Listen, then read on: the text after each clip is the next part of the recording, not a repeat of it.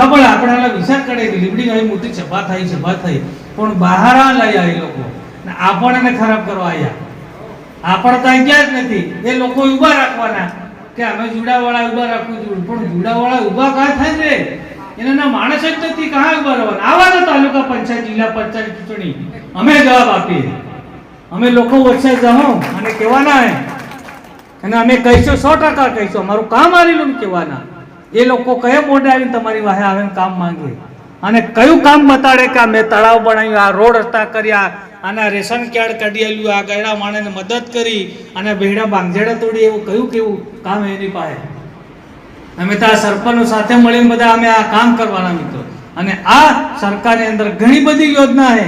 આપણા લોકલાડીલા આપણા નેતા બાબર સાહેબ એમના વક્તવ્યમાં કહેવાના છે મિત્રો. આજે ઘણી બધી આપણે આપણા બિરસા મુંડા ભગવાન 150મી જન્મ જયંતિ અંબાજીથી કેવડિયા સુધી રથયાત્રા નીકળવાની, ત્યારે એ રથયાત્રામાં પણ આપણે આમંત્રણ બધાને જોડાવાનું હોય મિત્રો.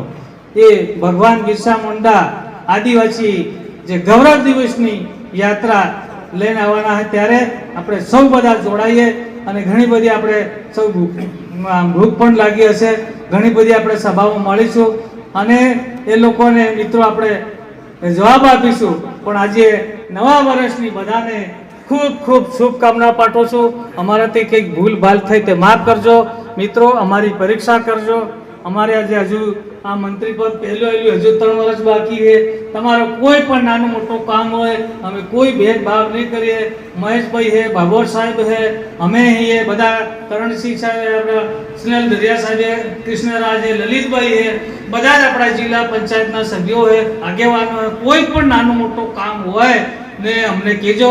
અમારે સુખસર પણ નવો તાલુકો બની ગયો અને લીંબડી પણ નવો તાલુકો બની ગયો. બીજું અમારી ભૂલ હું કાઢો મારા ભાઈ. એટલે કઈ હોય તો ભૂલ ભાલ માફ કરજો. મહેશભાઈ તમને કઈ ગુસ્સામાં કઈ કીધું હોય, નગરપાલિકા વાળાને કઈ કીધું હોય, પણ બધા ભાઈચારા તરીકે રહેજો. અને નગરપાલિકા અને તાલુકા પંચાયત અને બધા રિયાયેલા હોય તો આજે ભાઈ તરીકે ખાબે ખાબા મિલાવી અને બધા પ્રેમ ભાઈ સાથે રહેજો. અને આ ગુરુ ગોવિંદના થાનુકીયમાં મારા ભાઈ તમને કોઈ પણ ભૂલ ભાલ થઈ ગઈ, અમારાથી ભૂલ ભાલ થઈ ગઈ તે પેલી હમણાં દિવાળીનો તે વખતે પેલી મેરજે કાઢતા હતા એમ કાઢી દીધું. એટલી વાત નહીં. હવે આને ખબર